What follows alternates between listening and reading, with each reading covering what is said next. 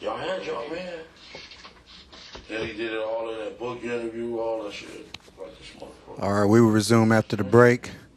They resume right where they picked off at. Keefy D is saying that him and Suge potentially made eye contact during the time of the firing on him in Las Vegas. Orlando really kind of saved him. Well, I mean, anybody. I just found out my name, address, and other information could be on data broker sites for anyone to buy, including a...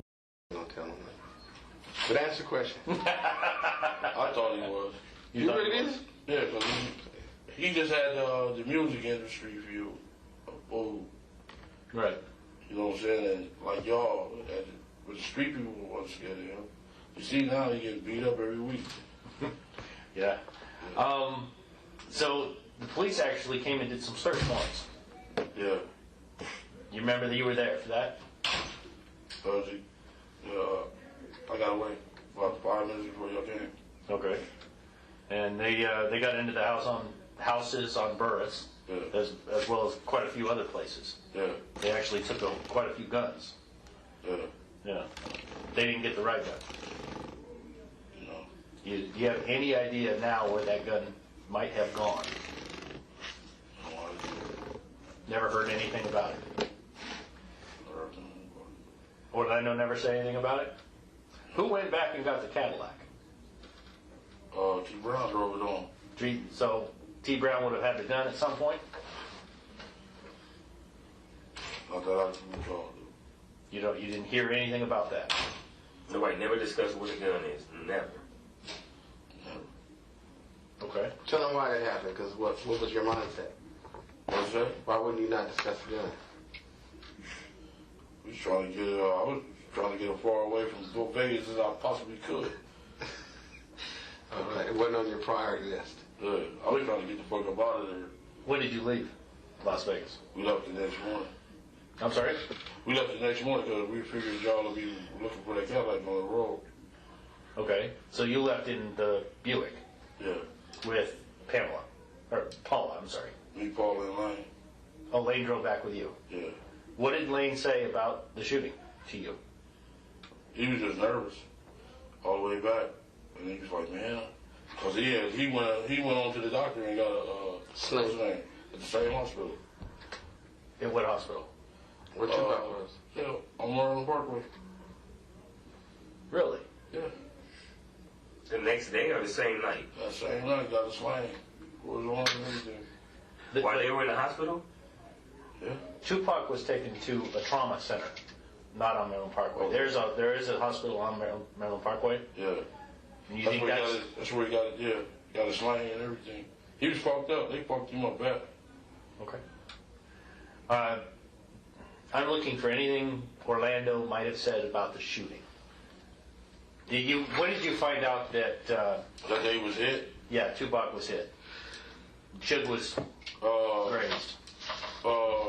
Corey came from the MGM and said, everybody talking about Tupac is shot.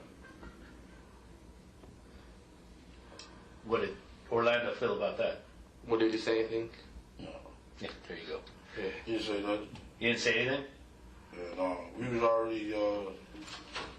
was already scared of Corey because they were saying They weren't saying it in front of Corey anyway. Yeah. Yeah, Jack. Smith Jack. Yeah, we was kind of scared of him. So we didn't really mention nothing around him. Okay. But Now, go ahead. he got wind. Who got? When Corey, then he found out. Shit. You lost me. Go ahead. I said, Corey, when he found out what happened and shit, he got to tell everybody. Well, he found out what he thought happened because he wasn't there, right? Yeah. Okay. Yeah. So the van, we'll get back to that real quick, but the van, it didn't catch up to you guys at all? It wasn't even nowhere near the shooting at that time? They didn't ever know we had did it. None of those guys? None of them guys. So you didn't even tell them you did it? How about when you get back to Compton? Did you tell everybody that? I didn't tell nobody. Okay. He asked you two questions. It's not on purpose. Okay, but just listen carefully to his question. His first question was... Did I tell anybody? Yes. Never. Okay. The first time I even mentioned it to anybody was when I told him. That was my deeper secret. Your lawyer didn't even know, right? I understand. Keith, your lawyer didn't even know, right? Okay. And all them little dudes be on the internet, we killed Tupac, and you cannot be doing that. You know what I'm saying? Stupid motherfuckers. Murder is never over. Keith, is he asking you a question? No. Right now. Quit rambling. Just let me ask you a question so we can go. The Burris crew, Yeah. Southside Crips. When you got back into Compton, did you have a meeting with your crew? Not with our crew. We gave after all that shooting, we gave a meeting then. All the killings? All the shooting, yeah. What did the meeting consist of then? What'd you say? What did the meeting? What happened at that meeting? What happened at that meeting? I said we'll take care of all the heavyweight dudes, and y'all just take care of all the neighborhood dudes. Okay. But it has time that you kind of told them, look, man, this is all because of Tupac. Because something happened down there, something like that. I said, He's trying to refresh your memory, so just listen to what he says, because he's not trying to testify. y'all shouldn't have ever gave that meeting. Okay. Shouldn't have never gave it. Yeah, the meeting and At the point that you have that meeting, it's a full-on war. yeah, A lot of people dying. people were scared. Yeah, we only lost one person, That would be Bobby Fence. okay. But you the boss, so you trying to just have a meeting to tell everybody what's going on, watch your back. This is why A, B, C, and D is happening. You the boss. Yeah. Okay. What was said at the meeting? They said at the meeting, shit. I just told them be careful. Y'all take care of all the gang members, the street level guys, and we'll handle the heavyweight guys. But isn't that the time that you told everybody kind of like alluded to the fact that somebody from Southside had done that, killed Tupac? I never told nobody that. Never said that. Because I know better than that. The first time I ever told somebody was y'all. I didn't tell my sisters. I didn't tell my brothers. I didn't tell nobody nothing. I don't know if Lando told anybody or nothing. But I never told nobody shit. Not like that. Did the Cadillac go anyplace? Did he go anyplace? Well, you said that Dre drove it back. No, T. Brown drove it back. Okay, T. Brown, I'm sorry. T. Brown drove it back to Los Angeles. Yeah. What? Did he go to a car wash? Yes. No, hell no. Nothing like that. No. You just turned it, he turned it back into the rent-a-car. Yeah. All right. Yeah, he shot that thing. They gonna watch it when we go. They No gonna watch bullet it. holes, no body nothing. shot, no nothing. No nothing. None of that never happened. None of that happened. Were there any casings left inside that car? You know, No, he got that shit up out of there. T. Brown did. Yeah. When did he do that? Shit, before he left Las Vegas. You know where he did that? Was it there in the parking lot at the carriage house, or do you have any idea where he cleaned it up? I didn't even go over there. I didn't go nowhere near that Cadillac. I understand that. But he didn't say anything about, I took care of it, I cleaned it out, anything like that. No. It don't work for you? But I don't know. I didn't tell nobody nothing when we took care of people. None of that shit. Never. Okay. That was my deepest secret in my life. That would cause problems. Yeah. I told them the first day. T. Brown's still alive? Yeah. Where's he at? Tell him. He over here in LA somewhere. He hanging out by the Millennium. What's the name? You for the arrest him? No. You got his name? I'm just looking for information. That's all. Okay. Y'all had him laying the first. Y'all didn't get me. Keith, did he ask you a question? Let me ask you a question. All right,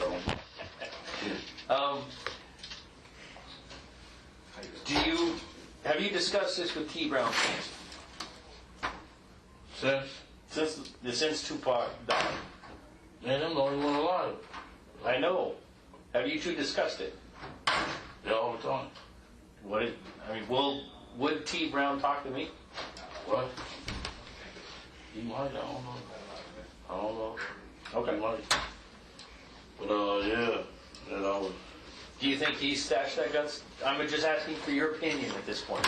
Even that gun is an interesting thing. You know how many years I've been hunting that fucking thing? Yeah, it seems to be, it hasn't popped up. Tell him what you know about the gun, like where could it be, or if you have any idea who might have took it. Just think it off the top of your head. Someone come back and got it. Anything you can think of? I didn't go nowhere near that guy. Right? I understand that. What I'm saying is, do you have an impression that anyone mentioned something about maybe they went back and got it, or someone took a special interest with it, so you might think, is there a particular person you think that went and took the gun? I don't know. That's T. Brown probably didn't know. You know more. Is T. Brown the kind of person that would keep a gun like that because Hell no. He got rid of it? You think he got rid of it? He would not keep it as a trophy or Hell nothing no. like that. Shit no. Not at all. I mean, that's... Me and him the only one we be talking about. We'd only do 2 dudes alive. And, woo woo woo. He never said nothing about the gun, though. Never. Yeah, that's what we're trying to figure out. Never. But we know who all told on us because we He got. didn't ask you that question. Okay. He asked a question Who's about the going gun, on? okay? Damn, Keith. Oh. Be here all day. Just, it's cool. You got as much time as you want, but... Okay, come on. Okay, go on. Answer the question. Who's told on you? Corey. Corey Owers. How many times do we... Can I just say something real quick? Sure. Okay, just a minute. How many times do we got to talk about Corey? Okay. Okay, this is not, but just give to him whatever you want, but, he got a fixation on Corey. Every time we got to talk about any subject, you're bringing up Corey. Okay, so now get what you want. Okay, but I'm just saying, I'm tired of this Corey personal stuff. Okay. Go on, say what you're going to say. Man, that man would say nothing, man. When are you going to stop on the dude? You got a person he just thinks hates him and snitching, and I wouldn't care what you talk about, he going to bring up Corey's name. Leave the dude alone. He was jealous of Keith from what I heard. Yeah. He didn't tell on nobody, man. Yeah, just leave the dude alone, but go and answer. Okay, all right. Yeah. All right, I'm at this point, what I'd like to do is ask you about the rumors I've heard over the years. About him? About him. Oh, okay, yeah. That's where I'm going to go. Okay. Okay. Now, we need to take a break for a second so I can explain something to him. Because, and not just tell you, I don't have a problem with that. But Keith has a way of boasting. Keith, I can do this in front of him. Just answer the questions. Okay. Don't get into all that. All right. Okay. Now go and ask whatever you want. Puffy Combs. Does he play a role in this thing? Answer the question directly. Tell him what you think. Did he play a role in You this? don't hesitate, just tell him. Yeah, I think he did. Okay. I heard he was. The rumor I heard was he was directly involved. Going back to money. Was he involved money-wise in this? We didn't get paid. Okay, you didn't get paid. Do you believe you paid somebody? Did somebody get paid for this? To your knowledge. To my knowledge. What do you believe? Didn't happen. We didn't get no money in California. Okay. You think you get somebody at some other point? Someone else or what? Yeah. Then answer the question. I'm saying, tell them what you think. Do you think somebody got paid? Yeah. Zip. Zip got paid. That's what we think, yeah. That's what the word on the street is. You think Zip set it up and Zip got paid? Yeah. Okay, that's what he's telling you. No shit. Zip. You think Zip got paid? Yeah. That was About the how- word on the street. What? How much money do you think Zip got paid? I don't know. Nothing. You have no idea. But Zip's living pretty good right now. Yeah. So it was Puffy. What's his name told me, what's his name? D-Mac? T-Mac. Who's the man? Barry Rogers. Oh, okay. Okay. All right. What did D-Mac tell you? He said, they fell out behind that Puff and Zip did because he got paid. And he fell, we pulled that Biggie's back out here when he got killed. So they fell out, they ain't been speaking or nothing. Yeah, he said, your boy got the money, I heard. I said, is that right? Okay. Have you ever had personal contact with Puffy? Since that happened? No. Anytime. Oh, God. Yeah, a whole long time. Oh, you know Puffy? Yeah. Okay. He knows him. And he knows you. Yeah. So you had contact with him prior to the events in Las Vegas? Yeah. Okay. Did Puff ever indicate to you? Keith, let me just, you don't mind me butting in. No. Go Yeah, ahead. Keith, explain to him your relationship with Puff and Zip, and did Puffy take an interest in having Suge or anybody killed over there? Okay. Okay, let's go right to the point. Yeah, okay. Explain that to him. Yeah, he was kind of scared of the guy.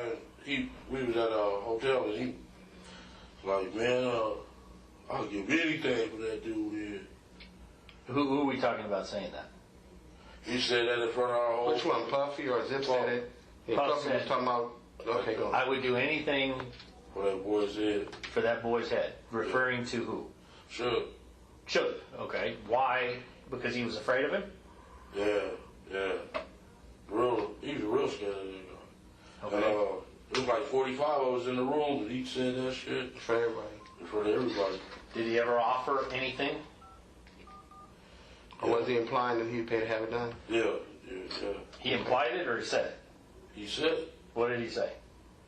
Oh, shit, I'll give anything for that dude head. I mean, specific, a dollar? That's how they talk, but what he's saying is he meant, and then he's saying, did he kind of throw out a number? I'll give $1 million.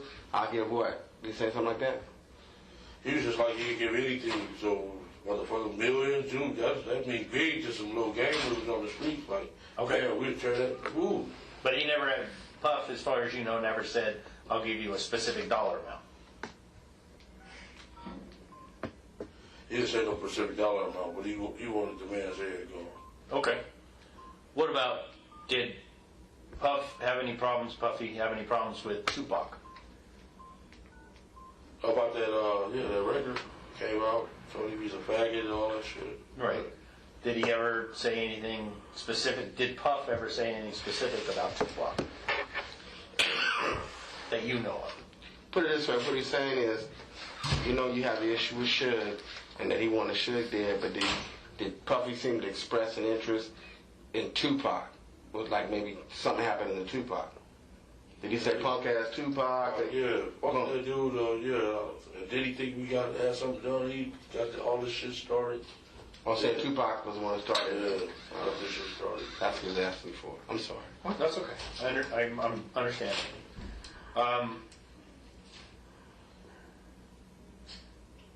The night of the events in Las Vegas, Yeah. did Puffy ever come up? Did anything in the conversation with Puffy come up? I'm sorry, did I? No, he wasn't hungry. No. Oh, See, if we were at my office, we would be having snacks and anything you want, because, I got it like that. But over here, it's like low budget. Then You what do don't you- even get windows in the room. Why do you think he's so thin for? Oh, I'm telling you, you start messing with him, you starve to death. Yeah.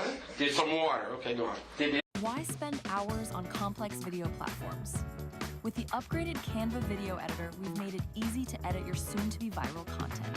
Just drag, drop, and adjust. Try it today. He was like, dang, we get paid now.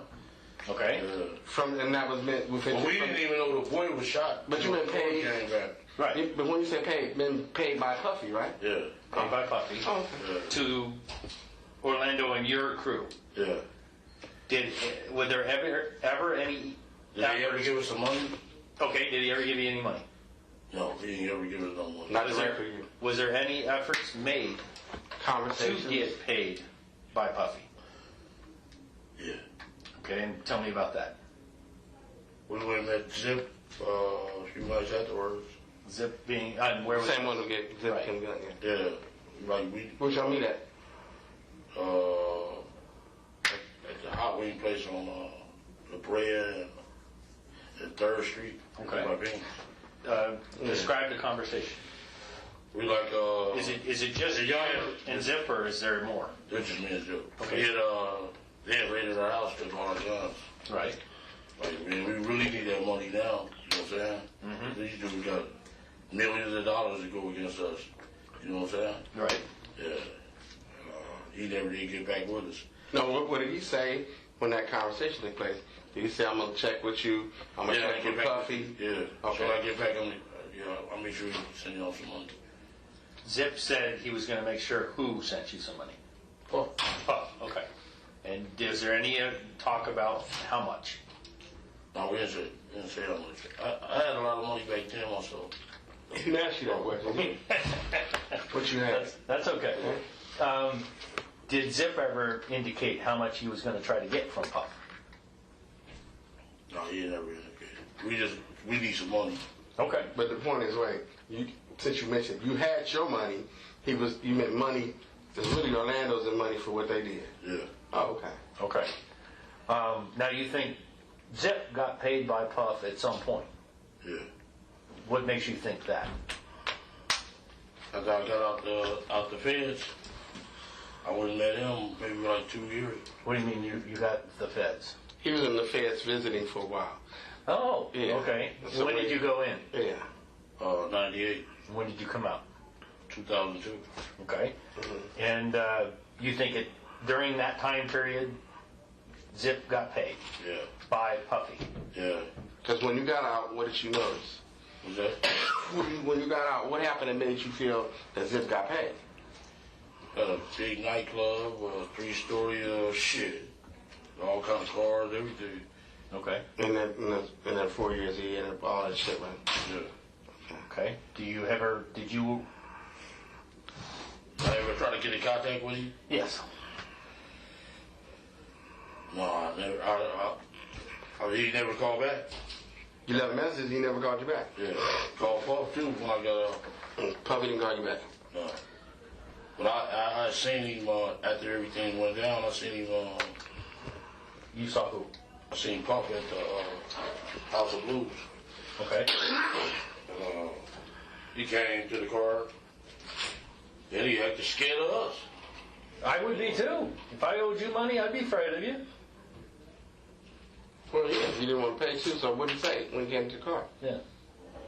He was just like he was telling us to come meet him at the hotel room, the Beverly Hilton. So they asked us if we had some weed and stuff. But that motherfucker, he never took his eyes off of us though at all. And y'all didn't go to the hotel? No, we didn't go up there. You're a real gangster, and Well, he's a rapper. Well, let me stop. What I'm trying to Keith, you really don't consider yourself to be no gangster, do you? I'm a grandfather. I got 4 grandkids. No, My son trying to go to the NFL. He raw. Okay. You should have seen him Friday night. You're a family man, right? Crazy. Yeah. Yeah, he No, You have some what I'm- gang history, but you're not a gangster, right? No, okay, you're not Not a like gangster mafia. today. I understand Not like that. the Italians. What I'm saying, what I'm trying to get across is, he's a rapper. Yeah. I mean, he's Yeah, not. we street dudes. You're street dudes. Yeah. And I mean, you live the life. Yeah, what they rap about. Right. Exactly. Yeah. I would definitely, if I owed you money, I would be afraid too. Yeah. I mean, you got a group of people that would jump at your bid, right? Is that not necessary? Is that necessary? No, I'm not going. Yeah. What I'm trying to say is, it's understandable to me. Yeah. And There's people around you to do things necessarily, Yeah. whether or not you tell them. Try to impress Things them. happen, right? Sure. Yeah. To impress you. that makes sense to me. Okay. Yeah. Did he? What I'm trying to build to here is, did he make any comments or say anything at that time trying to make things right with you? Yeah, when he approached the car, you knew that he knew it was a problem, so did he say, like, you think that's why he said come to the hotel, or Did what? he indicate anything about Zip? Yeah. Did he say that there was a? No, he just said that he just backed.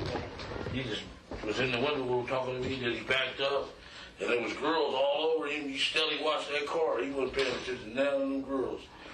And I almost tripped over the car. I'm like, this motherfucker is scared. Well, do you think if you went to the hotel, if you went to the hotel, he was gonna pay y'all, or why y'all didn't go? You had some money there. Why you go get your money? Cause we was doing something else. Oh, With that dude, Long B. oh, y'all was doing your own thing. Yeah, we was doing something. Okay. Okay. I understand. Tennessee, Long B. We had, But you believe Zip got paid? that's the word on the streets. That's where maybe if you had ever had a conversation with Zip about the blockage in the payment route.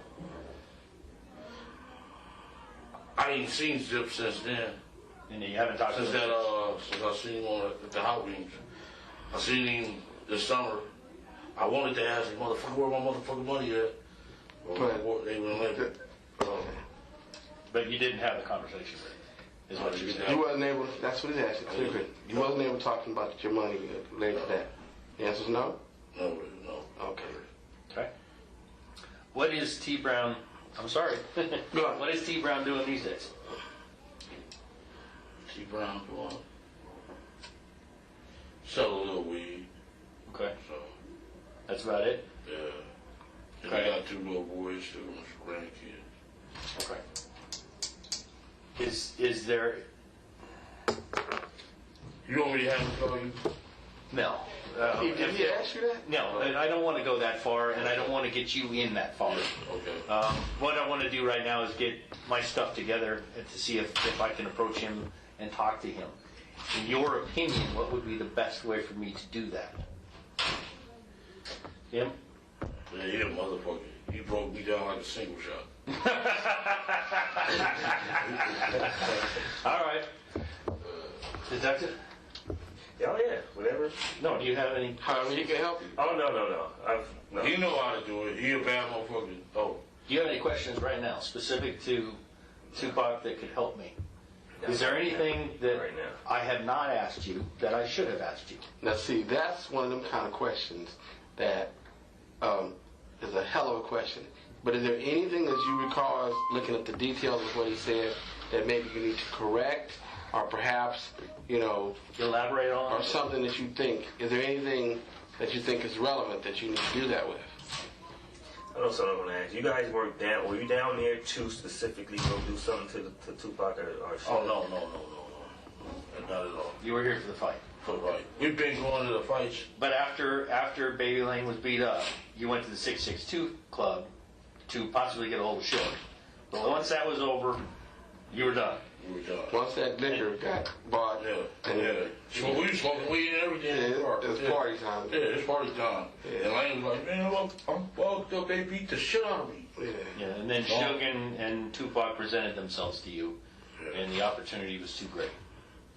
For Baby Lane. For Baby Lane. Yeah, he couldn't pass on it. Everybody else, like you say, T. Brown hesitated. You didn't have a gun in your hand. Yeah. The other guy had a gun. Man, and Orlando just went crazy. There's a question. Yeah. What were your thoughts when Baby Lane started shooting? oh, fuck. I get that, but I mean, any other? It was surprising. It was surprising. Okay. Then when we got home, that little BET news, every time we see that, like, God, they wasn't saying, Baby Lane was saying, keep your knee nephew. Keep your knee nephew. Keep your knee nephew. I'm like, motherfucker. You know what I'm saying? Oh. Understandable. They didn't know his name. He was like, keep your knee nephew. You said they just kept dropping your name. Yeah. I saw quite a bit of it. When did you hear that Tupac was dead? On the 7th.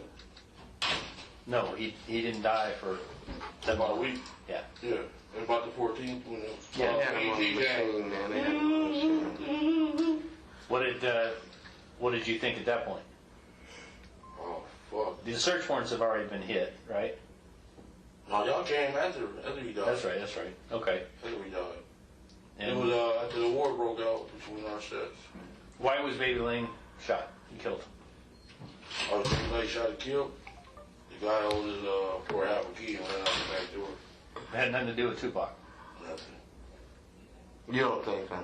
I'm telling you what it was. What said? We went to sell this dude a half a key. He went to sell dude a half a key. Yeah, he went to sell this dude a half a key. Clear now. And the dude went out the back door. You know, With the half? with the half a key. He acted like he had a customer. I don't take it in here. And he went straight to the front door to the back door. And he happened to run into his ass at that car wash. Okay. And they just had a straight shootout. Yeah. He just shot better than Baby Lane. They two of them died. They both ended up dead. Oh, 2 died and baby Lane. Yeah, Yeah. 2 for okay. They both took the thing. Okay. Maybe a little while. But it had nothing to do with Tupac. No. Okay. Yeah, nobody was looking for Baby Lane or anything like that. And I guess, The police. okay, but what I'm saying is, you wasn't giving me back. Can I ask my question? Okay. Just so we know. I guess there wasn't no backlash coming from Sugar them towards y'all because of that? We were scared to death because Suge had the police killing for him. County police in the whole city, the mayor, everybody was with the death row. So we was really, you know what I'm saying? Stuck. Fucked off. Yeah. Compton police, they Reggie them come raid our houses, and they know they was Suge getting paid. Yeah. You know what I'm saying? Right.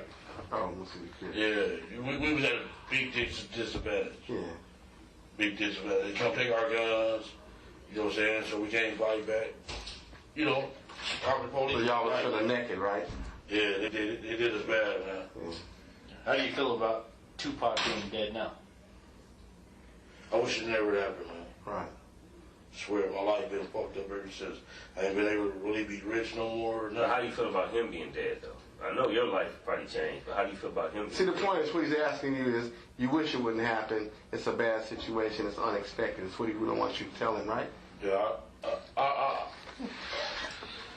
I feel. I wish it would never. I wish I never met Puff Daddy. Period. I swear to God. Yeah. He messed up my life, man. I was rich, up under the radar, all that, man. That's all gone. It's all gone. How do you feel about Suge now? Sure, I still be saying. He hugged me. What's up, big homie? Ooh. Do you believe he knows you were involved? Do you believe? I'm asking for your opinion. Listen, what he's really, first of all, you gotta ask the question, were you involved? But does he believe that you were around the people when it was killed? You know, you had, that you were aware of what was going on. I seen him 3 days after I got out at the Laker game. Laker. And he's never mentioned that to you, right? No, he never. He like, man, blood don't stay strong. Ooh, then tell him, my people was telling like a motherfucker, man. And then he asked me, do I need anything or anything like that? Yeah. Like, I'm cool. You told him no, you didn't. Yeah. Okay, what I'm asking is, do you believe he knows or he thinks it's Southside Crips Oh, that he killed knows. Tupac? Not you, but does he? Yeah, because he had a meeting too. Said he got $100,000 for our head. Me, Corey, and Kim. All the leaders. Yeah, he wanted $100,000. Okay. What about for the regular soldiers? 5,000 or something. Yeah. Oh, he actually gave. Yeah. So he had 5,000 on your Our head. homeboys got some cousins that live in this neighborhood that was at the He had 5,000 on your head. 100. Oh, no. Oh, sorry. Yeah. Sorry. You keep forgetting. Yeah. Anyways, he had what? 100,000 for me, Corey, and Kev. 5,000 for the other gang members. We knew some. One of our homeboys got a cousin from over there, and he was at the meeting when he said that shit. Okay. Do you have any questions to get help? Nope. You've asked the best questions in here. Is there anything you could ask to help in this investigation? I want to close the Tupac case. I understand, Is there anything I think of? Just to go back. But you never had a conversation with Suge about what happened. That's what I Never. wondered. Okay. Not directly. Like already, I've seen him about 4 times since that shit happened. You talk to anybody when they heard about it? Anybody? Before he rest in peace. Your hood, any hood. What what we're going for is collaboration. We're looking for somebody that you told the story to. It's the same story you just told us. I never told nobody. Never. The first time Ever. it was First said. time ever. Yeah. I'm his lawyer. I He see never y'all told left that me. office, I swear to God. I ain't tell my wife, nobody. Not even me. And I've been knowing him for Yeah. Nobody. You never told your wife? Them wife, son, nobody. How he is. I told him after I told That's how him. he's lasted this long, is what it is. He never told nobody. Never told I nobody. mean, Okay. I don't have any other questions. You? Is there anything else you'd like to add? Anything else You'd like I to mean, I just say down? that really the reality of it is that, you know, it's been on his mind. Sure. I've been his lawyer for a long time. I may have suspected something, but he's never told me. And, you know, on the faith of trying to resolve it, like you want to resolve it, Yeah. that's why he's here. Yeah, no, I've suspected it for many years You now. know, he's here, and you know, the first time he said it, because he wanted to get it off his chest, you know. Sure. Already did what they wanted and everything the first day. Didn't I tell y'all? So I know what y'all want. Yeah. Just I'm gonna give y'all what y'all want and leave the fuck alone. The last couple of bills here is, have we threatened you or made you any promises in regard to this conversation we had? Have I made any threats to you? No, Have I promised you anything? No. no. Answer the question. That's correct. What do you think should happen now? Should happen now? Yeah. I don't know. Let me ask, has anybody promised you anything regarding this case? Yeah, yeah. No. Has anybody promised you anything regarding The this murder case? of Tupac. Has anybody promised you anything in regard to the murder of Tupac? Keith, The first day they said anything. Keith, listen to the Regarding question. this case? There's been no promises on this case that you can recall. Do you recall someone saying something about this case? Okay, that's what I was asking. That's what I'm saying. That's what I was asking. Regarding this Tupac murder, were you ever, to get it clarity, promised anything regarding Tupac? He's from Las Vegas. He's from the Las Exactly. Vegas Police Department. Nobody has told you that the Las Vegas Police Department has promised.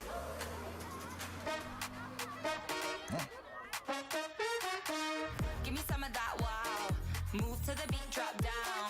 Feel it in your body, let it out. Give me some of that, give me some of that wow. Give me some of that wow. Move to the beat, drop down. Feel it in your body, let it out. Give me some of that. Wow, love that. You should totally get that. You too. Because with these prices, you can get them all. Burlington. Deals, brands, wow. About the Tupac case. Nothing. About promising. The Tupac case is different than some other issues. But your conversation with him is because you weren't involved in shooting Tupac. That's the reason you're here. Yeah. That's correct? Right. You weren't involved in shooting him in any way. You didn't. Although things happened, it wasn't because you was out there trying to shoot Tupac. I wasn't trying to shoot him. You had some issues about Suge and some things was told to you, but it wasn't about shooting Tupac. I wasn't about shooting. Okay. Yeah. All right. In fact, what? And I mean, just for clarification, I think who's the other guy in the back that had the gun? That before it went to Orlando, who had the gun? Big Dre. If anything, you thought he was gonna shoot who? Huh? You thought he was gonna shoot Suge? Is that correct? Okay. Okay. Okay. I mean, there's issues, but I don't think that I was watching 48 Hours. The San Antonio case. This dude, they killed his old man at the park. So they went. They picked him up, talked to him and shit. Said, "You ain't going to jail." Ooh. But they let him go out there. You gonna walk out? You good? You going home? 3 hours later. How long does it take you to get home? For me to get home? Here. It's gonna take about 3 hours to get home. Don't go home, okay? Man, he know how bad. Don't go home, okay? You have to worry about that. But that's not the reason for this meeting. I mean, you know, Keith, it's a real serious case, and obviously there's issues, and there's issues of accountability, but the point is, you know, this is a unique set of facts. If you guys actually, which is true, wasn't shooting, Orlando had a problem with Tupac, and he grabbed a gun and shot Tupac, and y'all wasn't looking for him, you know, it is what it is. That's my opinion. But if y'all was looking for Tupac, you know, and that's what your intent was, then I think that there's a different issue. Yeah. Okay. All right. I mean, Orlando was very upset, you know, and I mean, I get that. you know, but you know, this is what And it's amazes me. believable because Yeah. it's always been what we believed it to be. But what amazed me is that's what I couldn't figure out. It's like, it seemed like the first thing you thought when I was looking at the news is the guy just got beat up, he went and killed him, but I couldn't understand how it wasn't connected that fast. Because he went to the hospital. And No, we connected it. I mean, y'all knew it, but You did? but it was like, They raided our houses. Yeah. but what? It just wasn't any. We were solid under the proof? impression that there was different people in the car. Oh, okay. Some of the same, some of different. But I've always believed Orlando killed Orlando him. was the shooter. Yeah.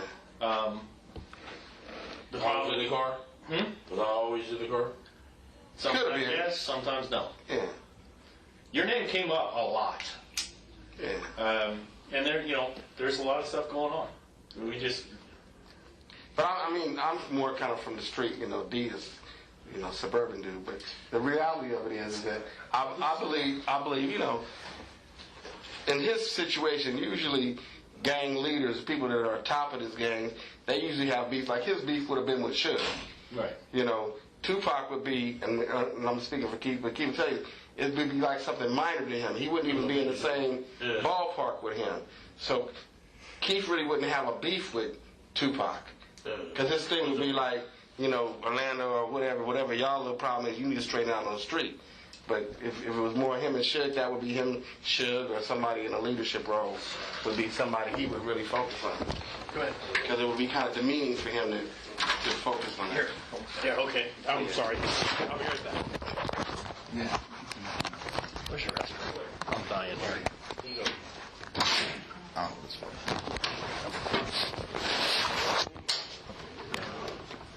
Oh, okay, good.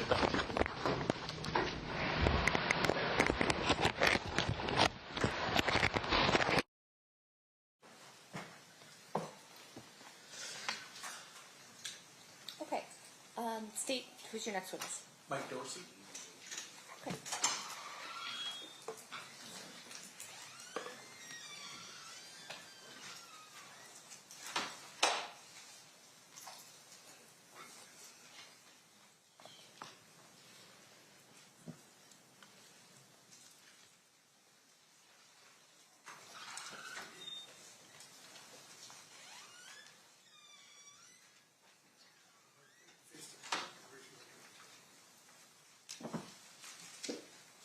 Please write please. You do solemnly swear the testimony you're about to give in this action shall be the truth, the whole truth, and nothing but the truth, so help you God. I do. Please be seated. Please state your name and spell your first and last name for the record. Sure, I'm Michael Dorsey, and it's MichaelDorsey. Thank you, sir. Whenever you're ready, Mr. Jacqueline, you may proceed. Mr. Dorsey, how would you describe your profession? I'm a film producer and documentary producer and filmmaker. How long have you been doing that? About 25 years. And do you focus on a particular type of documentary? My expertise is probably true crime more than anything else, but I've done all different subject matters. I'm going to direct your attention to sometime around 2011. Do you decide to make a documentary about the Tupac Shakur and Biggie Smalls murders? It was late 2012. Greg Kading's murder rap book had been out for about a year. And at the time, I would always have some passion documentary project going on the side. And I just finished the most recent one, and I was looking for a new project. And I came across a couple of articles about Greg Kading's murder rap book. And they had some quotes from Keefe D's 2008 proffer in them. And it just sounded legit to me. I don't cater to conspiracy theories, but it sounded very well backed up, and it sounded like the real deal. So I just reached out to Greg Kading and asked if he was interested in making a documentary, and he said yeah, and we went from there. So you reached out to Kading and asked him if he wanted to do the documentary, and he said yes. Correct. Describe your process. Well, do you have to do research to do the to do a documentary like this? Yes, it took me over 2 years to make the film, in large part because of all the extra research that I did. I needed to interview Greg Kading for it. He was kind of the main person walking us through the story. But I also wanted to make sure that what he was telling me was legitimate, and also needed to make sure that I covered the whole story, so I understand it, and it's not just him, deciding what we're going to cover. As part of that, he turned over to me digital copies of the entire LAPD case file for the Biggie Smalls and Tupac cases, and gave me unfettered access to those files so I could check basically on my own what he was telling me. You also, well, maybe you didn't. Did you check into Greg Kading's wasn't the first book ever written about this. Sure. Is that correct? That's correct, yeah. I also read Kathy Scott's The Killing of Tupac Shakur, which was the first kind of definitive book on the murders. And then lots of articles on it, of course, because there's been tons of coverage over the years. And as you were kind of researching all of this, this information, what is your ultimate goal in creating a documentary? Well, there's like the kind of philosophical aspect of it, which is my goal is to get at the truth. But also my goal is to tell the public a good story, something that I think is of the public interest that they should know. And in this case, it seemed like they had solved this murder, and yet the world was carrying on like it was still unsolved and like we still didn't know what happened. And it was like, it sounds like we do know what happened. And so that was my goal, was to put that out there. Did you have any concerns about accusing anybody of murder? Absolutely. I had concerns for my own safety, accusing a gang member from a violent street gang of committing a murder, and then also just my own financial concerns, since Puffy was going to be implicated in it as well. Taking on someone who was at the time heading towards becoming a billionaire, and who at that time did not have the public backlash that he's faced the last few years. He still had a pretty good, clean image at the time. So I was concerned about both. And based upon that, do you eventually make a documentary? I do, yes. Does anybody sue you? I was not sued, no. I was threatened a couple of times. Who threatened you? Universal Music sent me a note because we used Tupac's Hit 'Em Up, his diss track against Big and Puffy. In the film, we did it using what's called fair use law, which means you don't have to pay for it because it's a documentary. It was just like a cursory check-in from a lawyer at Universal Music, making sure we had permission, and our law firm had cleared it for us, so that was no problem. And then supposedly Puffy's attorney, Weitzman, I can't remember his last name, but he was a high-powered A-list attorney. He sent a note to Apple TV over it because that was one of our distribution companies, and basically saying that the film was defamatory towards his client Puffy Combs, and that they had like 5 business days to pull it down. And Apple, they're indemnified, so they don't care. It's up to us. It's up to me as the producer if I want to pull it down or not, because I'm the one that's going to get sued, not them. And we said, no, we're leaving it up. And that was the last we ever heard of it. So you never wound up getting sued by Puffy? You were never sued by Puffy, no. Now I want to sort of fast forward past this, past 2012. Does there come a point in time when you see something that causes you to want to get involved with Mario Diaz? Yes. I can't remember the exact date, but it was probably early 2017 would be my guess. Earlier in 2017. I was actually in Tulsa, Oklahoma for a film screening of one of my films, and I was out at dinner, and I think someone sent me a link to this YouTube video, and it was Keefe D in a studio. It's a short video. It's just him saying he's going public. He wants the world to know he was there for Tupac's murder. He says he has cancer. He wants the truth to come out, and I couldn't believe it. I was at a restaurant. I went outside and started calling people. And I talked to, I think, Greg Kading and some others, and we just thought, Keefe has to know he can't go public with this information because it can be used against him. But it sounded like he was going to go and talk, publicly about this murder and repeat possibly what he had said in his proffer in 2008. So we went from there, and then that's when I decided, I wanted to get involved with it. And ultimately, are you retained as a subject matter expert for the production done that's now known as Death Row Chronicles by E1 Entertainment? Yes, I was a consultant, technical consultant, and I was an on-camera expert as well. So they interviewed me. I'm going to fast forward a little bit and come back to that. Subsequent to your involvement in Death Row Chronicles, have you continued to sort of follow these murders investigations, the case, everything else? Absolutely.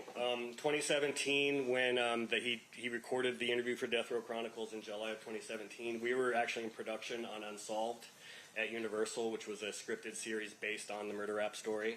So that was happening concurrently, and then he kept going public. He kind of laid low, I think, for a year and a half or so, and then this book that he had talked about during his BET interview, all of a sudden he's promoting it and saying it's about to come out, and then we find out he's going on Vlad TV and doing another interview. So he just kept, from then on, for years then, he just kept doing more and more interviews.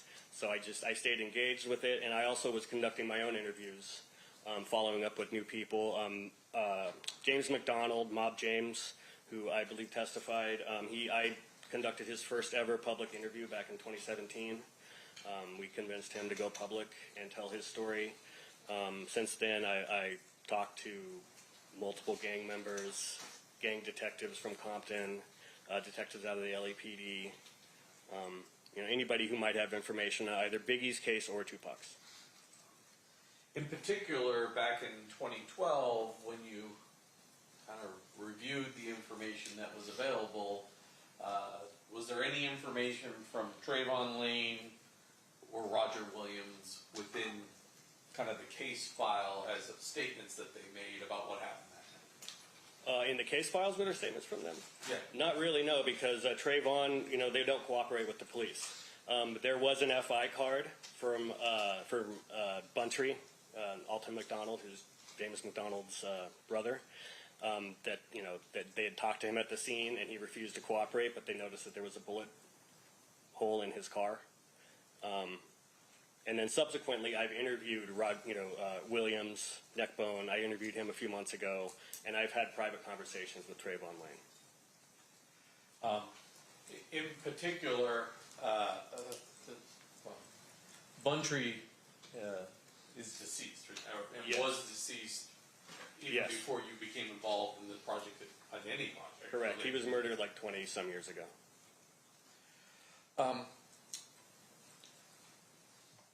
During the course of the interview with Mr. Roger Williams, a.k.a. Neckbone, do you provide some video that was taken of Mr. Shakur and Suge as they're leaving the Tyson? Yes. I showed him the MGM video of Orlando Anderson getting beat down. Neckbone was one of the men who participated in that beating. And then I showed them the footage of them then fleeing the casino with Tupac in the lead with his bodyguard Frank Alexander and Suge. And there's a moment where Neckbone kind of reaches out and kind of punches Trayvon, kind of like we got him, kind of a thing. And he confirmed for me in my interview that that's what it was, that's what he was doing, and he also told Trayvon. Let me. I was like. It is. Well, I'll sustain and you'll rephrase. Yeah. So strict it. As you see both Neckbone and Trayvon Lane running through on the video, you can see Neckbone kind of either dap or punch Trayvon. Exactly. And at that point, Trayvon Lane removes the black hat he's wearing. His fedora that he had on, yes. I was actually talking about somebody else's video. Was there some high-quality video of Tupac and Suge leaving the... Yes, when they first leave the arena, there's some footage. I think it was actually shot by BET. A BET photographer was there and shot, and it's footage of them coming out of the arena, and Tupac is in his gold shirt, and he's all hyped up because he just watched his friend Mike Tyson knock somebody out, and he's playing to the camera, and he says something about, if you go to jail, you come out and you win, or something like that, because Tyson had also gone to prison, and Tupac had as well, so you could tell he was just super amped up. And then last night we watched that portion of that video out of your Neckbone interview. Right. And in that one, Neckbone is the person speaking while that video is playing. Yes. Right. Judge, I have marked in my hand the clip of just that Tupac and Suge at the MGM coming out of the fight. It has the audio removed. Okay. It's just the video portion of that I'd offer it at this time. Any objection? No objection. Okay, you may play it. Or, sorry, it's admitted, you may publish. Thank you. Did you give him 154? 154? Looking back, the house was out of control. That's when we learned about the switches on and got connected to the wall whisperer. Hi, thanks for being here. Turns out the house was just ready for a heat pump. We replaced both the HVAC and water heater with heat pumps.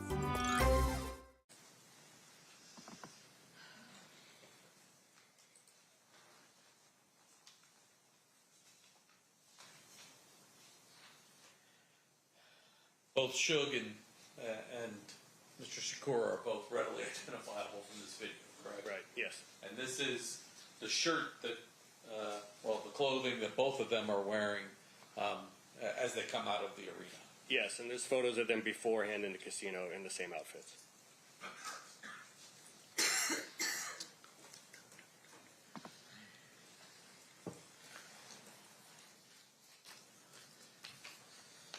May I approach, Judge?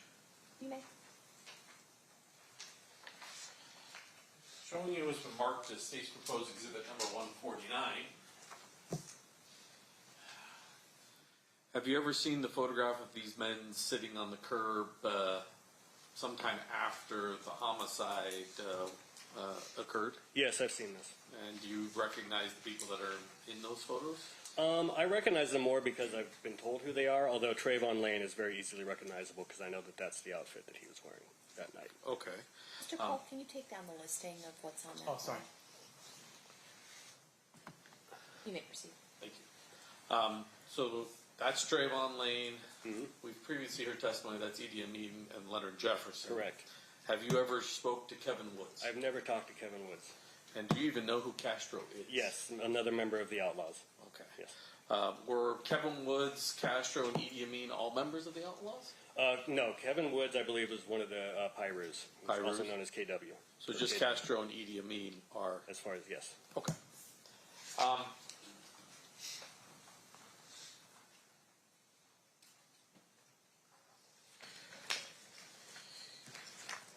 You got a little bit ahead of me, but during your research into this case, you had access to the Biggie Smalls file.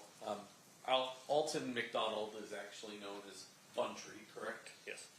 And you mentioned this. There was a record of the fact that he was field interviewed by the Las Vegas Metropolitan Police Department in the night of the homicide on Flamingo. Yes. And at that time, he was driving a black '96 Toyota Supra. Yes. And it had a bullet hole in it. Yes. Did it say where the bullet hole was? No, it just said vehicle took bullet impact. And that he was uncooperative. And that he didn't want to cooperate, of course, yes. Now, you've also interviewed Reggie Williams, is that correct? Or Reggie Wright Jr.? Reggie Wright Jr., yes. I interviewed him for a murder rap, over a decade ago when we were making that movie.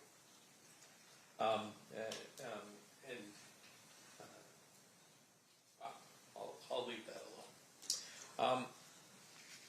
I just want to get a few other pictures into evidence with you. So, during the course of the 2008 proffer, there's a mention of greenblatts.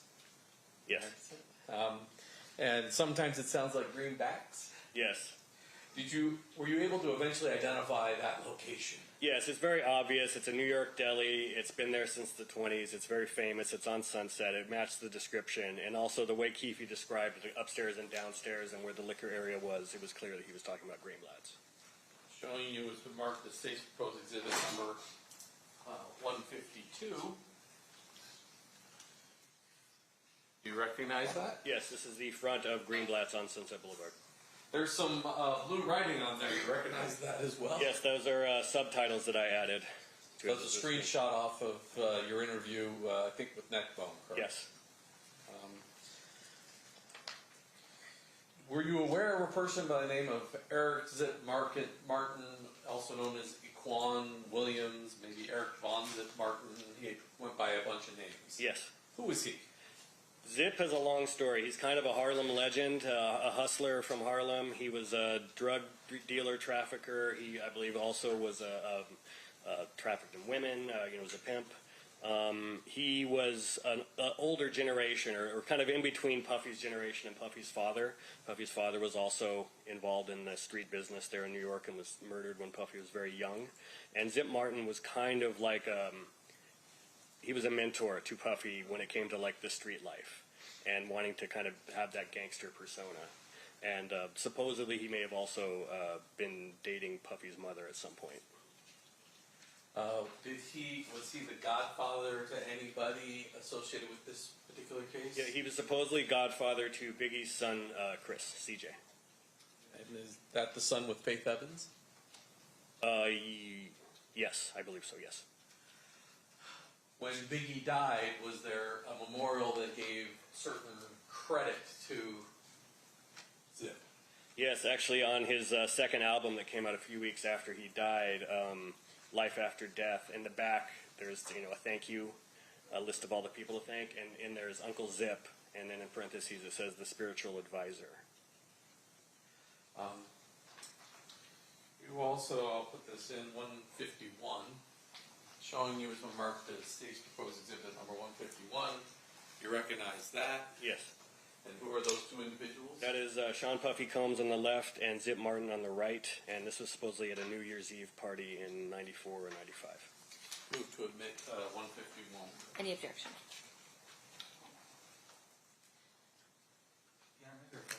You may.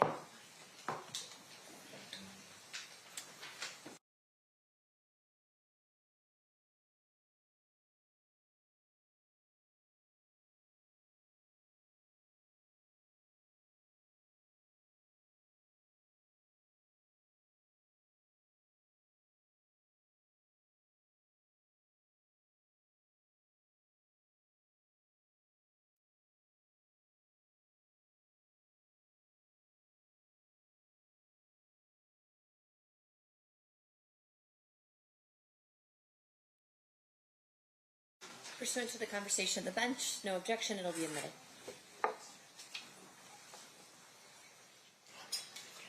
You may publish if you want, or whatever you want to do with it. I think we got to do both. I'm not sure I did 152 yet, so 152.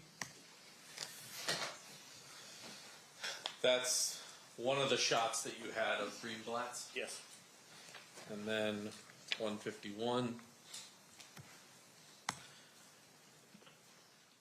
That's Mr. Martin. Yes, on the right. And who's the guy on the left? The left is Sean Puffy Combs.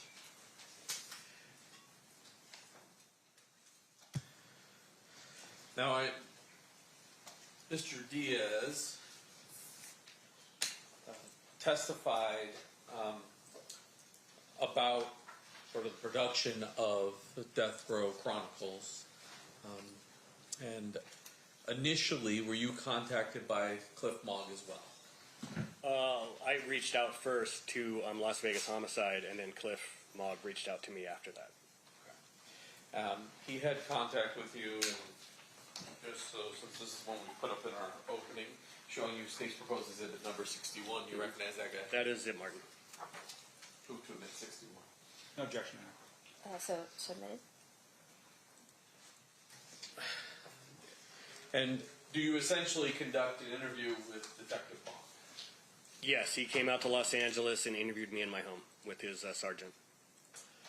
Was there a request for all of the underlying supporting raw data / footage associated with the two interviews you were involved in 2017?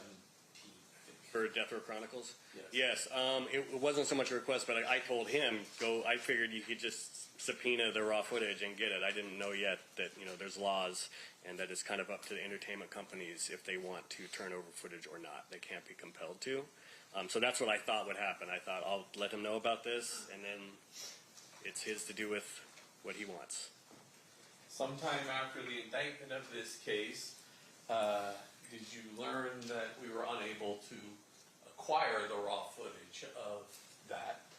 Yes, and I was even included on some of the email threads at my request because I was also reaching out to Paramount. Paramount Pictures attorney got involved. Paramount owns BET. And I think someone at E1 got involved, and they were initially saying no. And since I work in the business, I was trying to work it out with them how they could get that footage over. And then ultimately, they did give permission for it to be shared. Did you have footage, or I shouldn't say footage, did you had your own raw data at that point that was also authorized to be disclosed? I did. Explain to us how the setup was. Sure. So, my reason for being hired onto Death Row Chronicles was a technical consultant, but mainly it was tied to Keefe's interview. I helped Mario Diaz write the questions, and then on both days of the interviews, they had me in an office there at E1's studios, or their office building, down the hall from where the production studio was, where Keefe was being interviewed. And they gave me a headset so I could listen live to the interview as Mario was conducting it.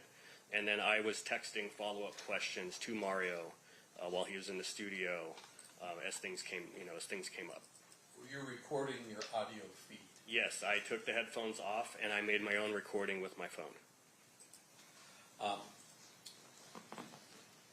At some point, do you learn that the only thing that's we could acquire from E1 Entertainment was an actual transcript of the tapes themselves, but not the tapes? Correct. Yes. And then, did you provide us the audio to your that you had done during these two interviews? Yes. Once you subpoenaed me, I sent over my audio. And was there? Are you aware of either gaps in your audio or additional audio that wouldn't have been in the transcripts? Yes, there's sections where I was rolling, and I'm sure they were rolling also, but they're only going to transcribe.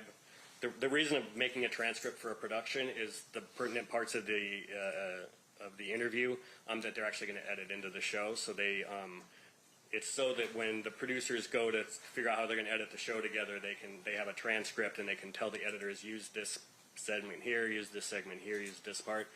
There's a lot of chit-chat stuff that I had that they might have also had that was not transcribed because it was just chatter.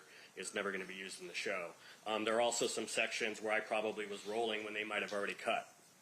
And lastly, there's a few moments where in the first interview, one of my audio recordings, the file was corrupted, so I lost about the last 4 minutes of it. And then during some of the interviews, I didn't always know when they would be done with the break, when they had come back and were already rolling again. So there was a few times when I missed maybe the first few minutes of a new segment. Let's start with the transcripts.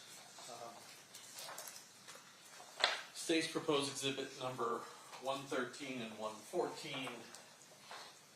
First of all, you recognize the front page as being the original transcripts that were generated off the tapes. Yes. And then, did you become aware that we took your audio, transcribed the additional audio, and then anything that was not on your audio, we highlighted in yellow to identify you didn't have it, but it shows in the transcript? Correct, yes. And so these should be as complete a record as we have between your audio and those videotapes for the two interviews that occurred in July of 2017. Yes, correct. Judge, I move to admit both 113 and 114. Any objection? Your Honor, may we approach? Yep.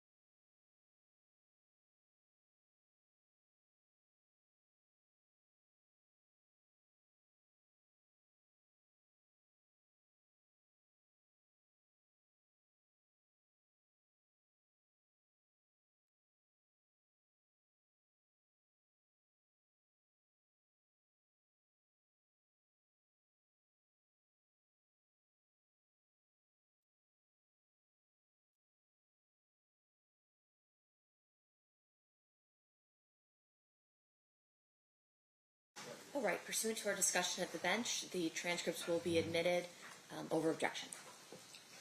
And that will be as 114 and 15? 114 and 115? 113 and 114. 113 and 114. Thank you. Mr. Dorsey, I want to give an example to the jury about what we're talking about here. And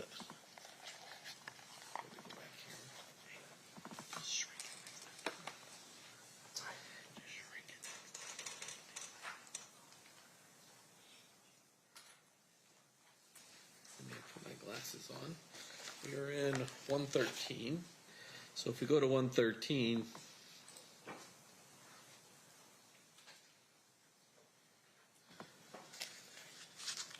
and we roll down to about page 28.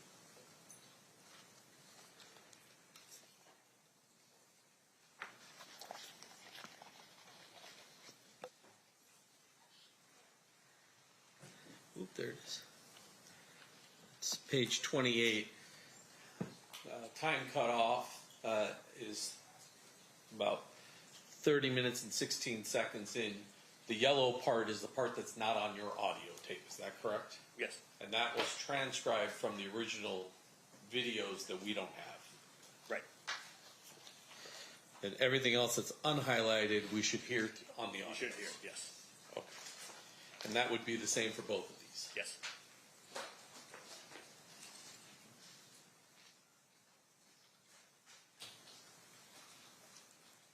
In addition, I've had marked both the July 17th, 2017. Dad, what's with the parrot? It's to remind everyone that Sit and Sleep will beat anyone's advertised price, or your mattress is free. Right now, save up to $1,000 on King Coil, plus pay 0% interest for 36 months. Free! It's Judge, so I would start 121. Okay.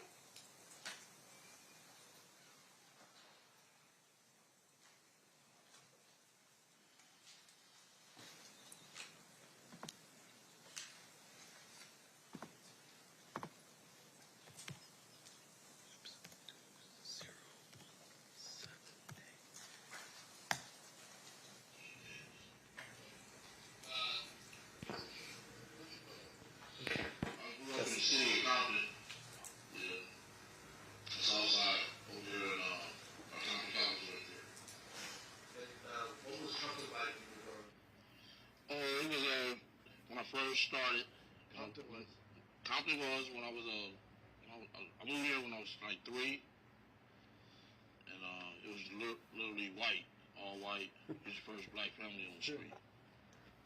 Where'd you move from? We moved from Watts. Oh, right. But you still grew up in LA. I don't think he's lying yet. And how did it change during the 60s, 70s, and 80s? In the 60s, it was mostly all white.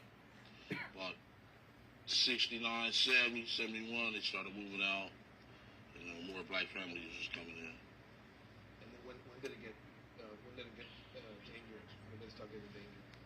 When did it start to get dangerous? Yeah. Oh, about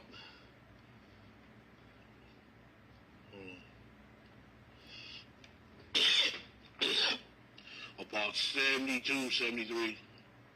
What happened? The gangs started coming in. Like, the first Crips were the Grandies and the Blue Hills right there, on Alondra right there, Grandy Crips. So you were part of that history, the initial sort of, gang. Yeah, I was there when it first, I was a kid when it first started. That noise, and I'm stopping this at 1 minute and 45 seconds, it looks like. Yes. Was that your phone making That is my noise? phone making that noise, yes. And there's going to be a few times here where you're going to hear me loudly texting, and you're not going to be able to hear the audio very well because I was probably texting a message to Mario in that moment. So sometimes it cuts out in this first interview.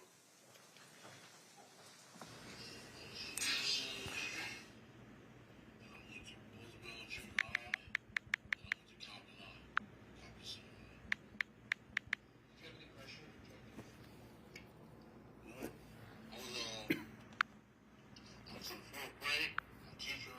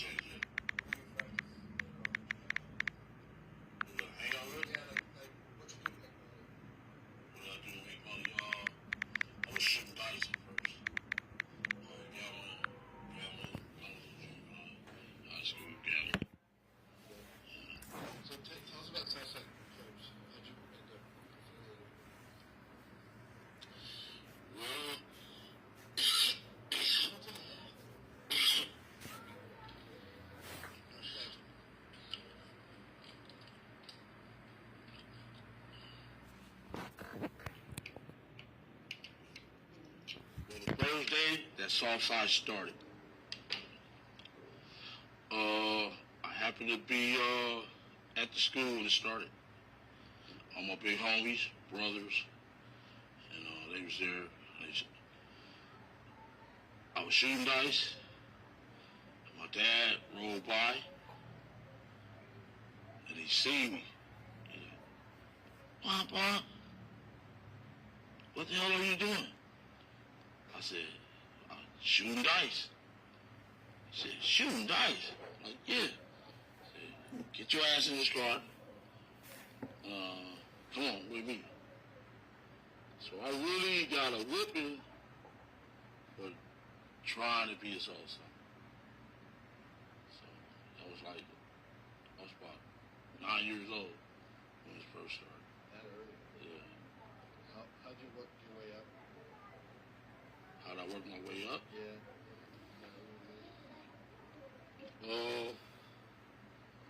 Shit.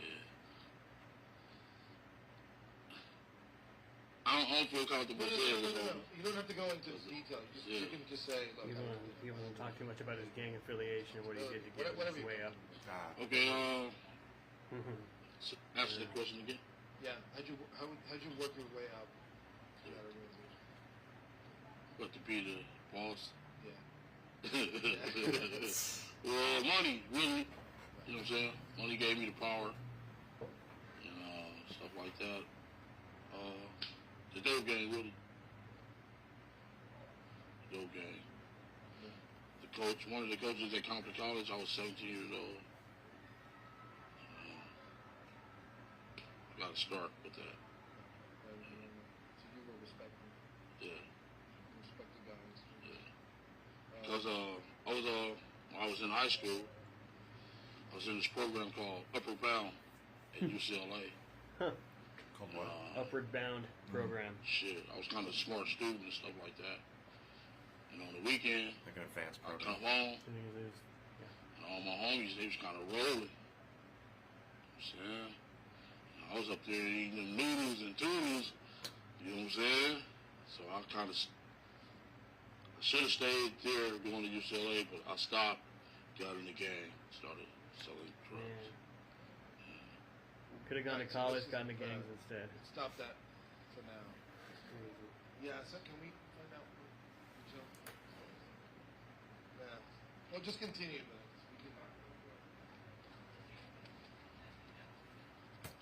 Yeah, can you keep an eye on that? I'm not paying attention yet. Oh, let's see.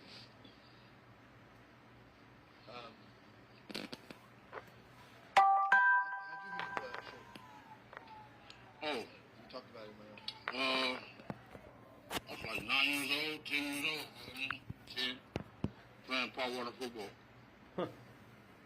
That's amazing. I was a running back on the team, and he was the center. Like the ball. And his dad and his uncle was our coach. So after we were winning games, we would go over their houses, go swimming, have hot dogs, chips, and everything. And I was like the star running back, running out and all the touchdowns. Yep. Number 20. Yeah. And Suge was what? Huh? What was Suge? Suge was the center. Who was the center? Yeah, hiked the ball. Right. What was you guys tight? Or just knew each other sort of like, because you were... Back then? Yeah, back then. The coaches was real strict. You know, they didn't care. You know, you bring your parents up there, kind of, rough house them, they gonna whoop the parents' ass. You know, the coaches was real strict, so his daddy used to say I was doing a lot of exercises, running a lot of laps, push-ups, 6 inches, beat the stomachs and shit. We used to be mad at that motherfucker, you know what I'm saying? The dad is punishing our ass. So, shit. At practice, I used to try to take it out on this motherfucking ass. You know what I'm saying? Hit his ass even harder, you know what I'm saying? He was a little younger than us, you know, maybe a year or two. But I used to punish his ass every chance I get, because your daddy fucking over us. 6 inches, all the exercises, hard work and shit, bull rings. So really, Older son used to catch it back then. You know what I'm saying? Yeah. He ended up going to UNLV. UNLV, right? Yeah. Tell me about that. We had lost contact back during that area when he went to UNLV. We never lost contact. You didn't continue playing? Got in the drug game. Yeah. My mom that got sick when I was 15, 16 years old. She suffered the cancer. So I really lost my backbone. You know, when she lost, that really broke my heart. Sorry. And I really needed her. I really kind of needed my mom's back then. At that point in time in my life, she could push me to be a better person. He's a good man. Very good man. So when did you get when did you connect with Suge again? Like Death Row days? I can't tell you all this. You know what I'm saying? Oh, it's okay. Because his dude is still in the street, homie. Oh, right. Yeah. So okay, so forget about that. Now, talk to me about Death Row. When he started Death Row, were you connected? Yeah. I was rolling, yeah. Business? Yeah. I was big time, man. Real big time. I was bigger than him and Paul. I've heard that before, at the beginning. Oh, really? Yeah, because they're like, when they started hanging out with Puffy in like 93, 94, they're Can't say like, what I want to say because my you wife... go to a concert with him, would Puff pay for your room? Be like, I didn't even fucking pay for my room. We had more money than they did. They were just a little startup company, music label. Right. Like we were rolling. Like, what are you talking about? I don't need to pay my hotel room. The other way around, if anything. Yeah. It's a hell of a life, man. You know, being a king like that, the boss, all different areas, you know, different states. It's home, man. I was having fun, man. You see a lot of money come to your hands? Yeah, plenty. Like 3-4 million every month. All. They made 3. How did Suge What are you saying? earn his reputation as a tech guy? That's what everyone thinks about. You know him differently. You know Well, you guys think you're tough, That's what I'm saying. Who's the real shit? He went to college. He's just like the rappers. You know, they want to be gangsters, but they're not. It's a great line. You know what I'm saying? College guy or rapper. It's a great line. They're not no gangsters.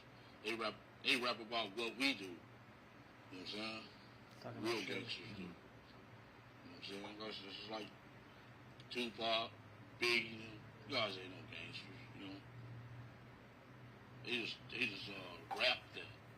They don't represent that. Suge had the industry scared. He didn't have the street scared. I knew him since he was a kid. Great you know what I'm lines. saying?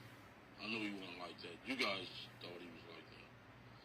I never thought he was. Suge had the industry scared. He never had the street He's scared. a college kid. Yeah. That's a great line. The college kid, you know a gangster.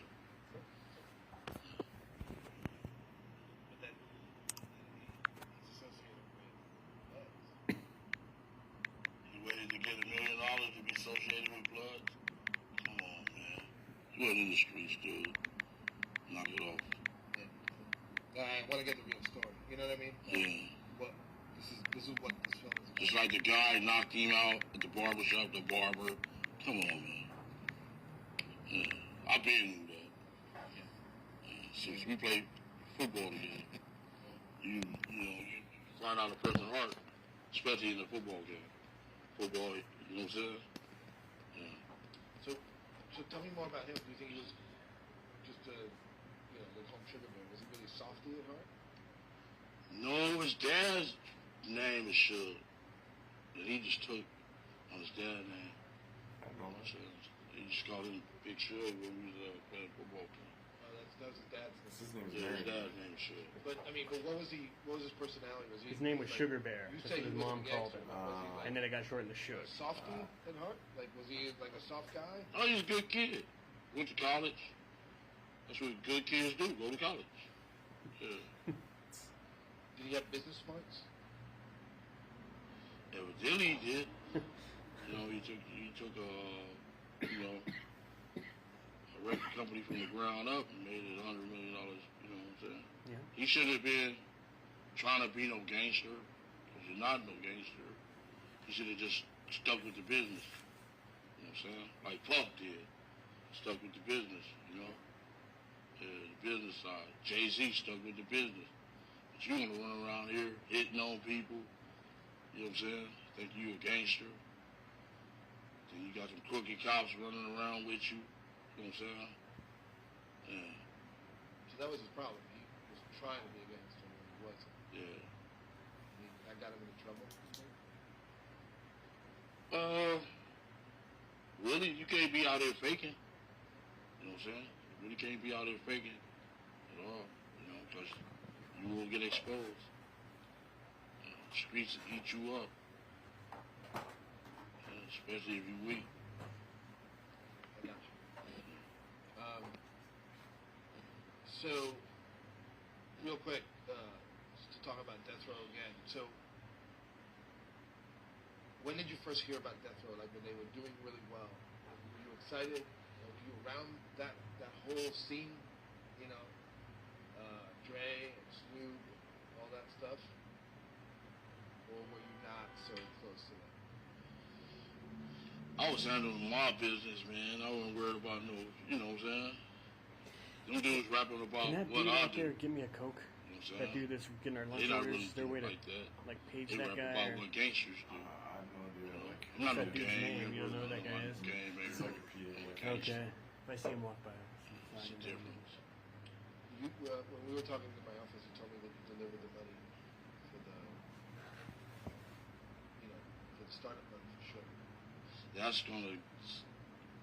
can get me hurt on y'all. You know what I'm saying?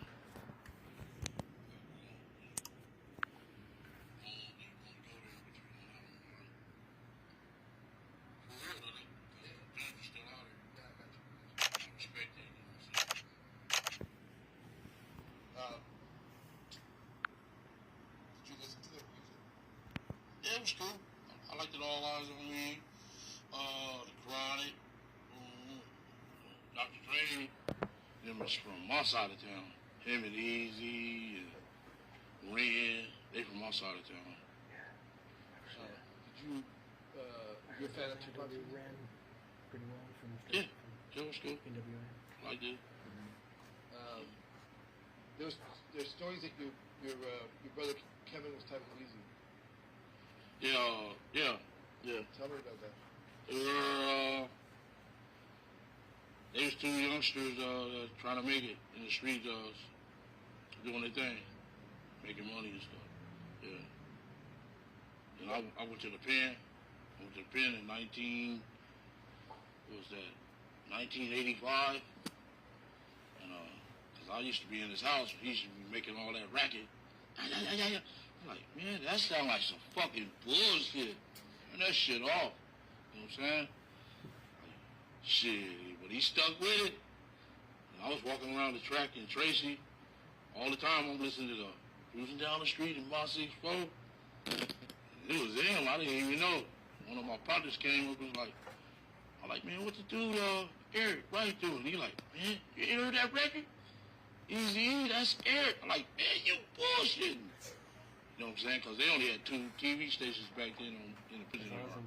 So, you know, but we was listening to the shit on the radio the whole time, and I didn't know that was easy. I was like, damn, when I got out, he blew up like a motherfucker. Yeah. And Kevin wasn't into music? Huh?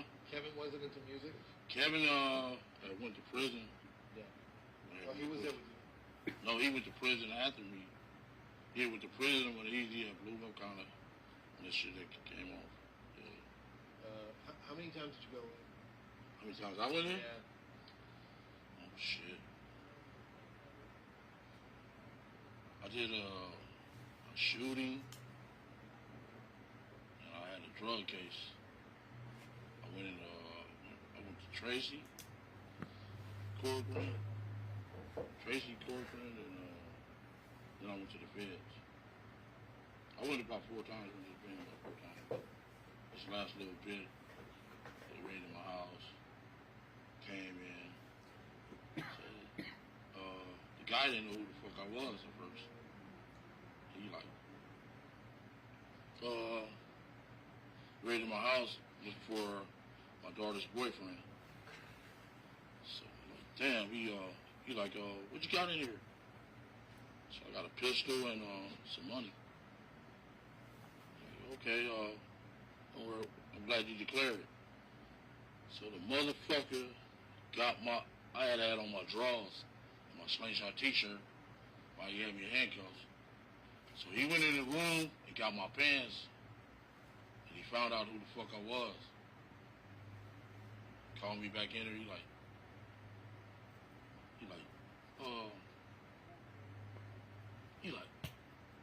man, I know who you are. I'm like, he said, man, you KVD. You the leader of this gang. I'm like, man, I ain't been out there in about 5 years. He like, oh, fuck that, I'm taking you to jail. I said, man, you ain't a man of your word, dude. You said you're gonna, declare my shit. No. I had to take you in, so I just did a little bit in Wasco for that, for a little gun case. Yeah. How long ago was that? That was in 2015. Okay. The stuff with Pool and the whole offer deal that I made before. Is that it? All right, let's just move on. Yeah, let's switch it. So this is what I was talking about. He has to stop and change a color. You good? You need water? I'm good. Yeah. More mint?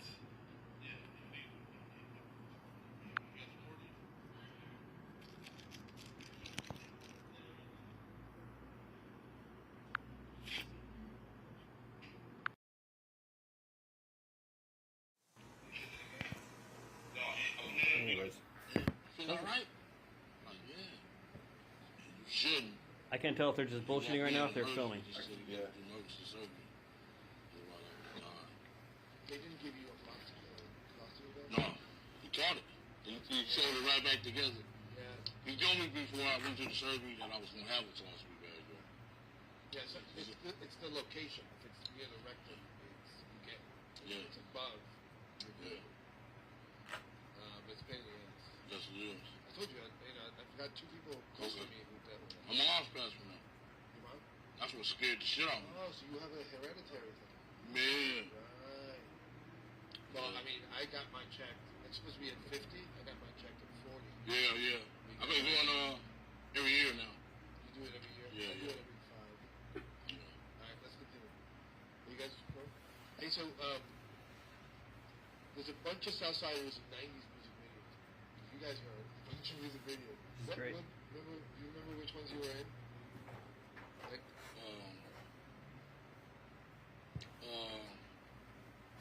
what's that, Mellow? Yeah, All the Easy.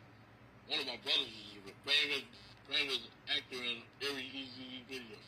He come get him every time Easy used to get a video. Pick up my older brother every time. Every single time in every single Easy video. so was that fun? Was that something you guys did all the time? Keep Easy. I didn't want to get exposed like that because of the type of business. Like your nephews and... I was in one the Mellow video. Just that Mellow. That's the only one I ever got in. But other than that, I didn't want to be exposed like that. Try to stay undercover. Under the thing.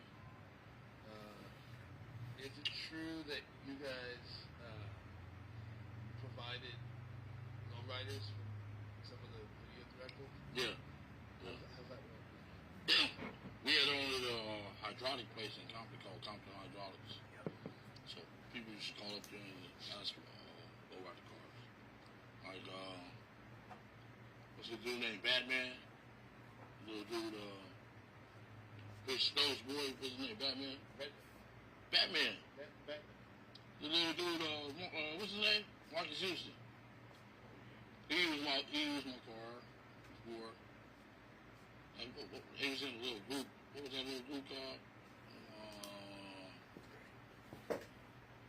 Well, there was 3 little boys in before E2K. Marcus Houston was in. Yeah, they had a little group. They used my cars. But they used to call up to the shop, different actors and different people used to call up to the shop, get all the low riders. And then there's that famous, Usher. Yeah, that's my 64, yeah. He was a little kid, about 14 years old. Usher. Usher was a little kid, about 14 years old, and they needed to use him and Puffin needed to use my car, let him use it instead. He was dancing all on the hood and shit. Like, damn, I can't believe when I seen the video what the fuck you was doing. You don't do lowriders like that. Guess the East Coast don't know. They don't know about that type of shit. Yeah. I saw some footage of That young was my Usher baby, somewhere. like my wife, motherfucker. Okay, doing that video? I think You know so. what I'm saying? Yeah. My lowrider, Look it up. yeah. So they fucked it up and what happened? I had to go get the whole car repainted. The candy paint, candy brown, so they had to $4,000 paint job. They had to paint the whole car because it came mix and match to the sponsors. So who paid for it? Yeah. And little Usher was telling his mom, "Mom, you buy this car." Can't buy my girl, you know what I'm saying? Not today.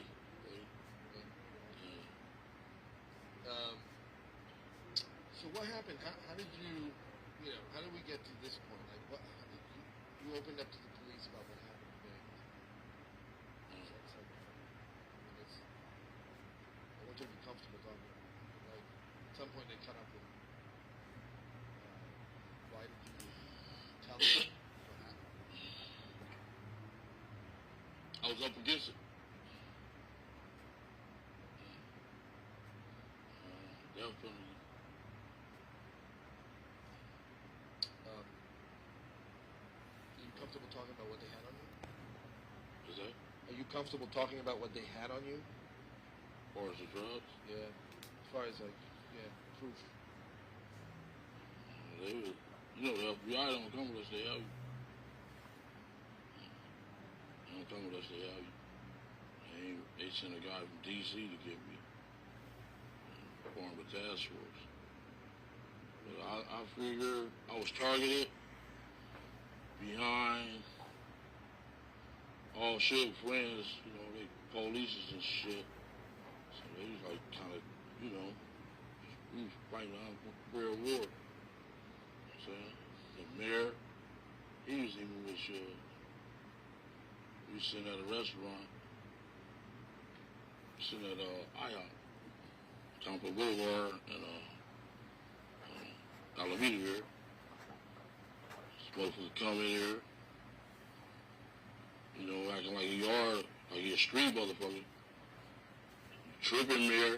You better do your mayor, you know what I'm saying? Coming in there mad though, and he knew who the fuck we were, you know what I'm saying? He was just one of Sugar's boys, Now they count the police as the Sugar boys. The Wrights, Reggie, Junior and Senior. Yeah. So, before that happened, before any of that happened, the Tupac murder was in '96. Did you ever feel like it was going to catch up with you? What's that? Did you ever feel like it was going to catch up with you? Like that people would come and talk to you about it? Man, they had the FBI was on it from day one. It was on it from day one. Tell me about the first time they talked to you about it. Was it '97? What's that? Tell me about the first time they talked to you about it. Shit. They didn't talk to me till I went to the feds. 98. They never can catch up, caught up with me. Every time they raided my houses, I would never. And at that time, you didn't tell them anything. You just told them. It's like walking up the wrong tree. That's what I told them. I was just, you know. But they got all the bottom feeders. You know how they do. They get all the bottom feeders. And all of them motherfuckers just sold me out. Really kind of hurted me, So all I did was help them dudes out. Had they back, no matter what. Make sure the money, pockets were right. Families were right. They sold me out. You know how the feds do. Get all the bottom feeders. Lead them up to the big men. Like you go down snowball down the hill. Everything you call, Shit. Just said Mario. Yeah, they're a motherfucker. Just said Mario, the first note. You talked to the cops in 98. You said they're barking up the wrong tree. You thought you were done. No. When I was in the feds, they came up there every month, making my life miserable as hell. And then, but at least you got, 12 years until they caught up with you, 2010 or whatever? I was a little smart, I guess. But the dude said he was going to get me. He promised it. That motherfucker was so cold, his eyes was piercing. This fair dude named Holiday, that dude made my life a miserable. Living hell on, ever since that night, seemed like dude stuck his head up my ass on me. You know what I'm saying? He's a special agent in charge of the major crime unit. Ever since that night, that dude been making my life miserable. I did 5.5. Motherfucker came up there at least 10 times. Told the warden, yo, what you got up here? He's a serial killer. Like, oh, fuck. You know what I'm saying? Kill them rappers. What was your relationship with Puffy like? How did it, evolve? Like, you guys were cool and then you hung out a lot together?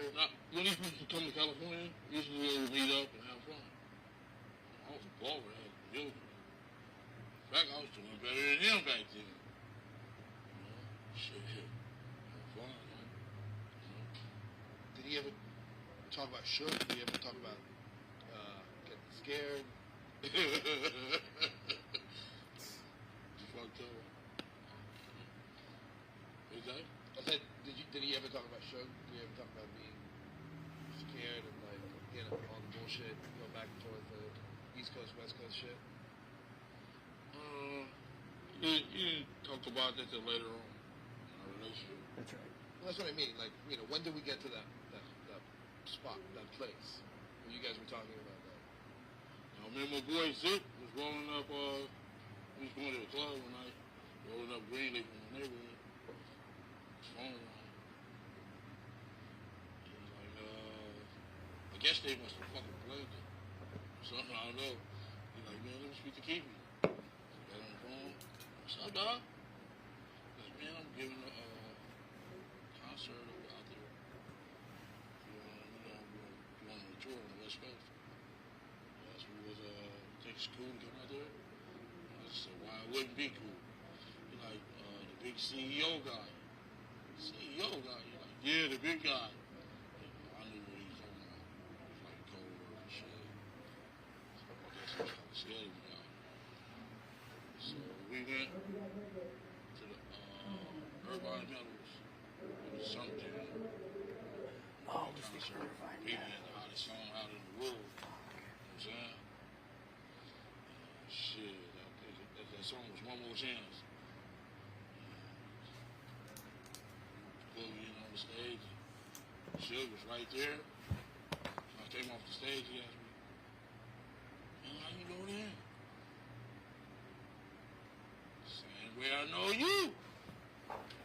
I took him to that. Then, after that, we went to the San Diego concert. Matter of fact, the Dallas Cowboys stayed in the same hotel we stayed in. Good, he's telling all the same details. This did 10 years ago. Aikman and all the Boston were all around that mother for the Dallas Cowboys. Football team, Ready for Troy Aikman. You know what I'm saying? I don't know if we're going to get you in trouble or not, but the wrong all around again. Yeah.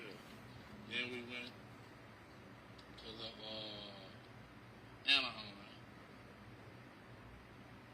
That was on the Halloween night.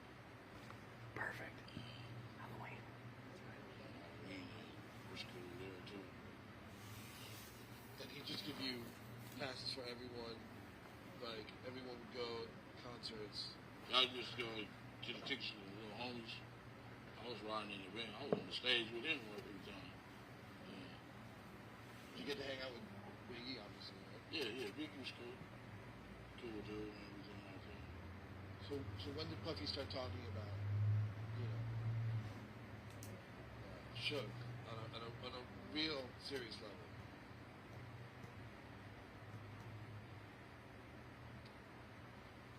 You was back there?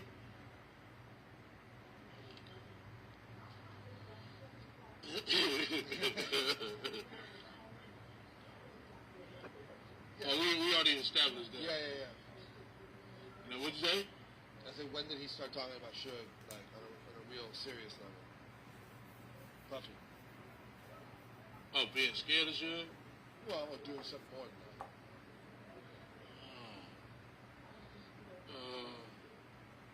I ain't really comfortable talking about that right now. When you see me in that suit, you got me, all right? Okay. I'll be able to talk that out. Okay. So let's take a break. Oh, you can go smoke. Can you be back here in 10 minutes? I want to get more before the 2 o'clock. Deadline. Yeah. And you got to give me to my wife. She did take me back. I couldn't. I might have not been here. What do you mean? You want me to? I said I might have not been here. Oh, of course, yeah. But she's not down. She's not down there with you, right? She's in the hotel. Yes. Oh, okay. I thought you meant like. Well, I got to take care of her. Yeah, of course. After lunch, we'll do a little more, and then you're done. Okay. All right. I'm gonna smoke. Is that cool?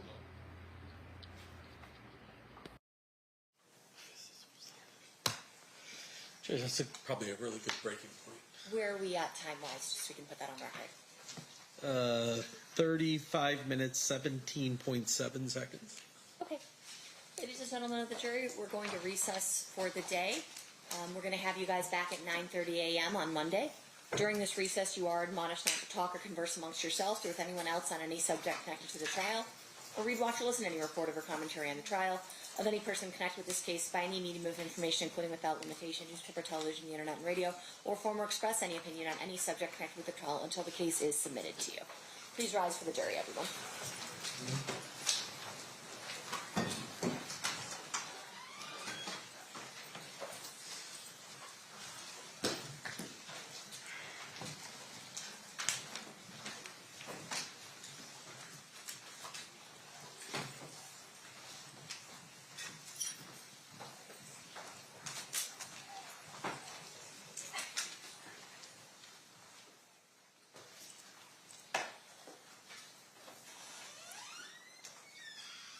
For the record, the jury has exited. Mr. Dorsey, you're coming back at 9:30 on Monday.